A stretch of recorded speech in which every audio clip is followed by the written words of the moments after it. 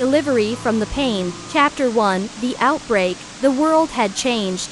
A devastating pandemic had swept across the globe, leaving behind a trail of chaos and despair. The virus, known as the Pain, was unlike anything anyone had ever seen.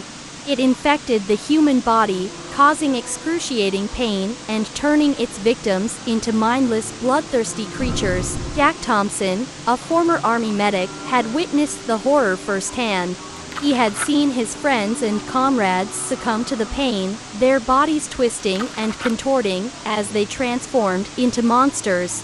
Now, he was one of the few survivors left, struggling to stay alive in a world gone mad. Jack had taken refuge in an abandoned warehouse on the outskirts of the city.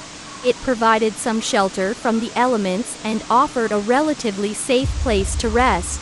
The days were spent scavenging for supplies, and the nights were spent barricaded inside, listening to the groans and howls of the infected outside. As the weeks turned into months, Jack's supplies began to dwindle. He knew he couldn't stay in the warehouse forever. He needed to find a way out, a way to escape the clutches of the pain. It was during one of his scavenging runs that he stumbled upon a radio broadcast. "Attention survivors," a crackly voice echoed through the static. "This is Dr. Parker. I have a message for anyone who can hear me. There is a safe haven located in the mountains to the north. We have food, shelter, and medical supplies. If you can make it here, we will help you." Jack's heart skipped a beat. A safe haven? It seemed too good to be true. But he had nothing left to lose. With renewed hope, he packed up what little he had left and set out on a perilous journey. Chapter 2, The Journey Begins. The road ahead was treacherous. The city was overrun with infected, and every step Jack took was fraught with danger. He had to be stealthy, avoiding confrontation whenever possible. He moved under the cover of darkness, slipping through abandoned buildings and alleyways, always on the lookout for supplies and threats. The infected were everywhere, their groans and snarls, a constant reminder of the danger that lurked in the shadows.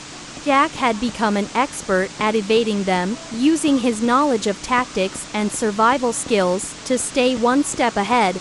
But every encounter was a reminder of the fragility of his existence. Days turned into nights, and nights turned into days, as Jack pressed on.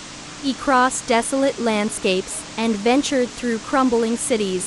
He encountered other survivors along the way, some who joined him in his quest for the safe haven, and others who succumbed to the pain before his very eyes. Chapter 3, A Glimpse of Hope. After weeks of arduous travel, Jack finally reached the foothills of the mountain range. He could see the safe haven in the distance, a beacon of light amidst the darkness. But the journey wasn't over yet. The infected still lurked in the forests and valleys, and Jack had to remain vigilant. As he made his way through the dense foliage, Jack stumbled upon a small village. The residents had managed to fend off the infected, building a makeshift fortress to protect themselves. They were survivors, just like him, and they welcomed him with open arms. In the village, Jack met Sarah, a resourceful and kind-hearted woman who had become the de facto leader.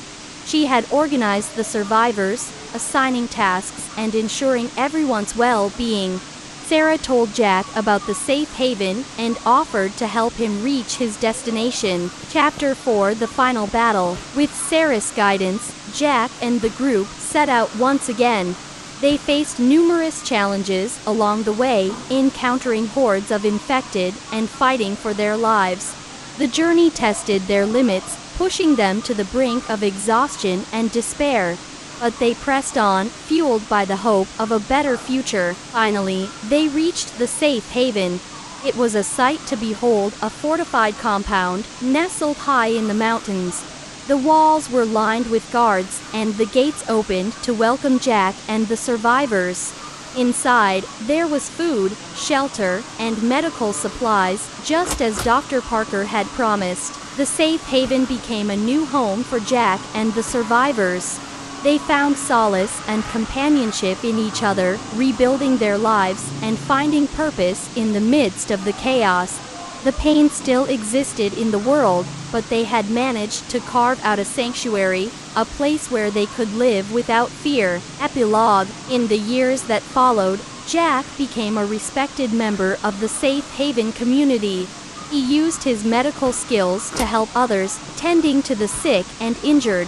The pain continued to threaten the world, but the safe haven remained a beacon of hope, offering refuge to those in need. Jack never forgot the horrors he had witnessed, nor the friends he had lost along the way. But he also never forgot the strength and resilience of the human spirit.